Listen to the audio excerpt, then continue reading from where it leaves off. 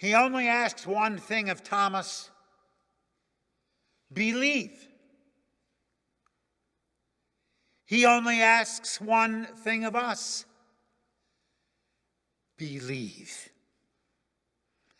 Last Sunday, after an Easter worship charged with joy, hope, and certainty, such believing may have been easy.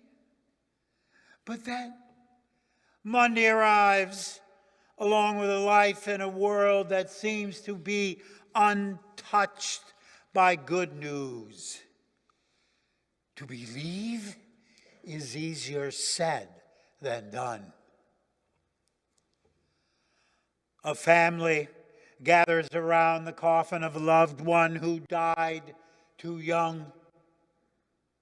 A shocking announcement hammers a bunch of teenagers with the news that one of their friends, with a whole life ahead of him, took his life.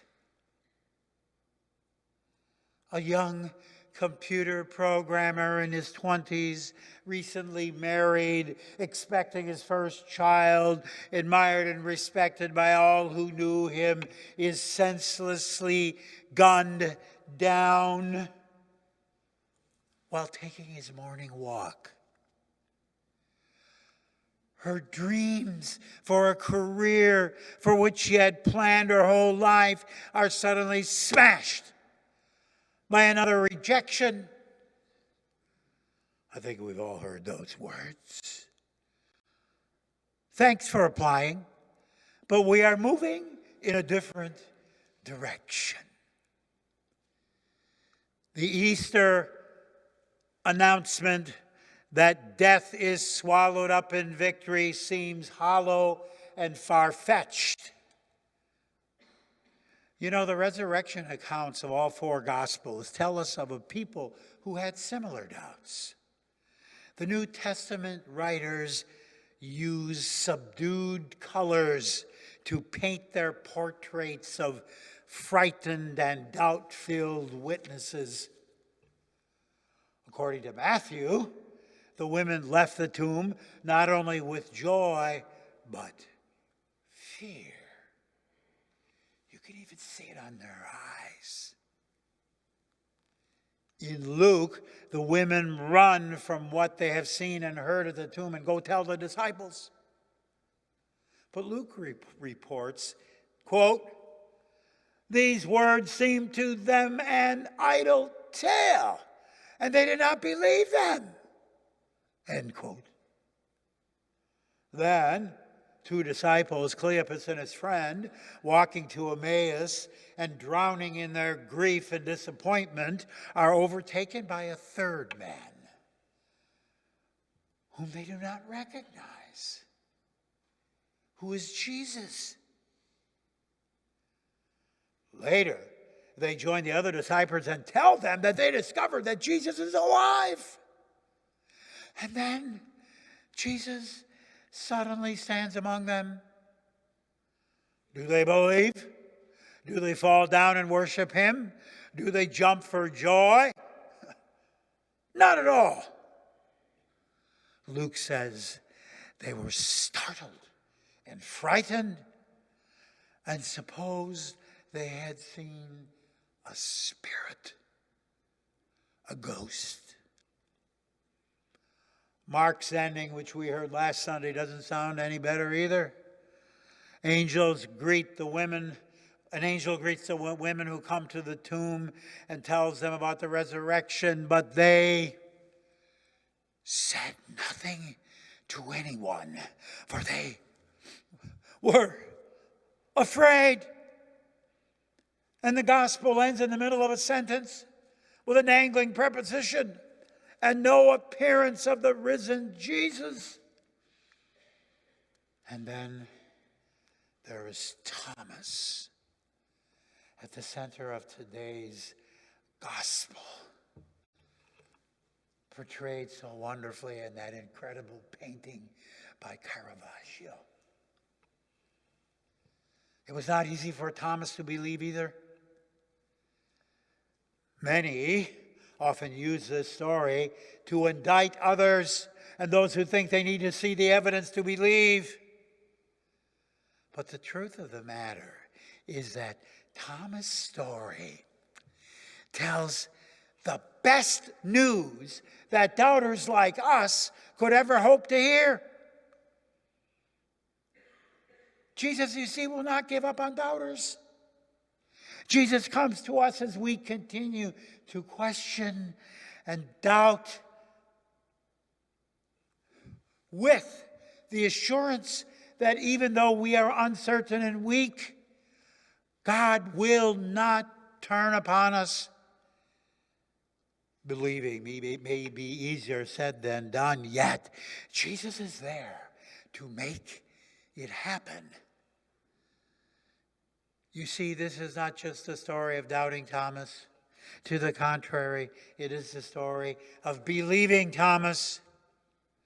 The Gospel of John comes to a dramatic climax with a powerful confession of faith coming from the lips of one who also deeply doubted,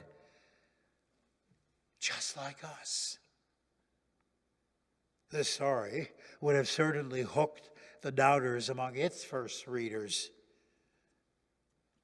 Doubt troubled many Christians at the end of the first century, the probable time of the writing of the Gospel of John. Roman persecution, tension between the church and the synagogue, the final passing of those witnesses who had actually walked and talked with Jesus, the delay of Jesus' long-expected return were powerful factors contributing to the spread of doubt. But rather than chiding or criticizing the doubters, the writer of the Gospel of John sought to build faith in the midst of darkness. And we get to look over the shoulders of those early Christians and see the story is also good news for us. The doubts can lead to faith bolder and stronger than we ever dreamed was possible.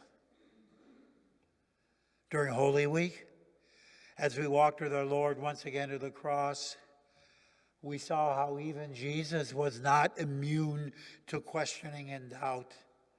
In fact, through questioning and doubt, God strengthened Jesus' faith. His faith in his Father's promise and Jesus' resolve to go to the cross all became stronger. And in the Garden of Gethsemane, the night of his betrayal and rest, 3 times Jesus doubts the promise of his Father. His faith is on the edge of crumbling. He asks that his Father remove this cup of suffering and that he be spared this fate on the cross. Yet, his Father strengthens his doubting faith as Jesus prays those memorable words, "Not my will, but thy will be done."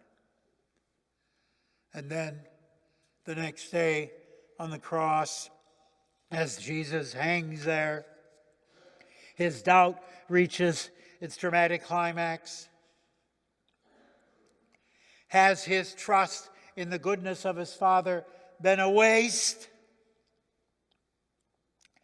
And he cries, my God, why have you forsaken me?" Yet, in the midst of the doubt, God strengthens his faith. Jesus prays, "Father, into your hands I commit my spirit." Jesus believes. We have been there. Our lives may be crumbling. An addiction may have cost us our job, our family, and maybe now our life. A child has so disappointed us and led to family conflict and bitterness.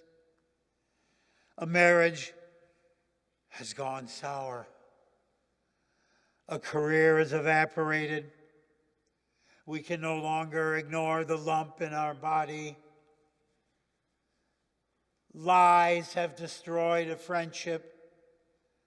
What we thought we could count on has trickled away. We wonder, how did we ever get to this point in our lives? Where is God? Does God even care? Does God even exist? Such doubts seem to be the enemy of faith. Yet, it is precisely in such dark moments when we are standing there on the brink that the risen Jesus speaks to us. You know, sometimes it takes the desert to appreciate a cool drink of water. Sometimes it takes the darkness of the night to treasure a flicker of light. Sometimes it takes being stripped naked to value simple clothing. Thomas, Didymus, our twin, like us, he knows all about our doubt, stuck in his doubt, drowning in his confusion.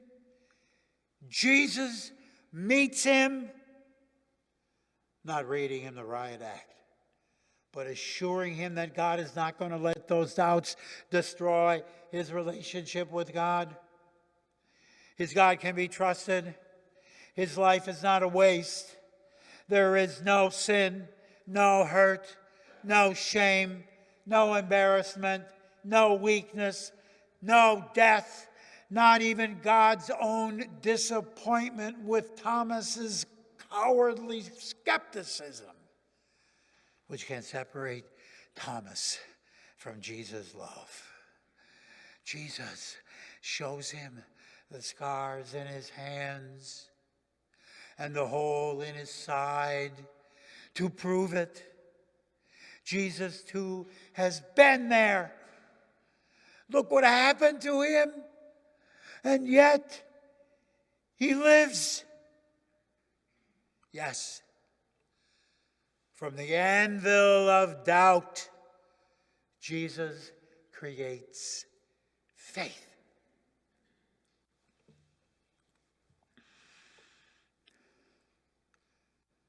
A family was awakened by the piercing blare of their smoking arms to discover that their house was on fire. The father ran to the kids' rooms and carried the 18-month-old baby out in his arms, dragging his 4-year-old in tow behind him. They were halfway down the stairs when the little boy realized that he had left behind his teddy bear in his room, and he broke away from his father and runs back to get it. And in the fear and the confusion, Dad doesn't notice that his son wasn't with him until he got outside. And by now the boy was trapped by the fire and the smoke in the second-floor bedroom. Smoke swirled around him as he coughed and cried out the window, "Daddy! Daddy! Help me!" And his dad yelled from below, "Andy! Jump out the window, Andy! I'll catch you!" "Oh, but I can't see you, Daddy. There's too much smoke." But Daddy shouts back, "It's okay, Andy. I can see you. Jump." Isn't that the issue? We cannot see Jesus. In the midst of the blinding smoke, searing heat, and confusion of our troubles, we are afraid that God has left us behind and abandoned us to our foolishness.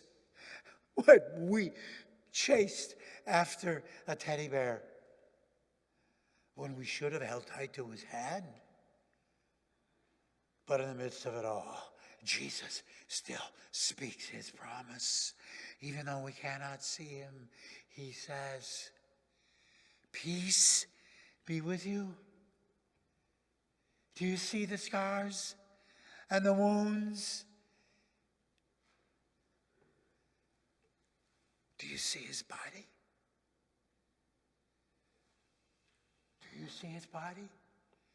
Broken, shed, given for you, poured out for you, his blood. You, Thomas, you, people of King of Glory. Yeah, we can see him. We hear his promise. So, believe me, trust me, you can jump.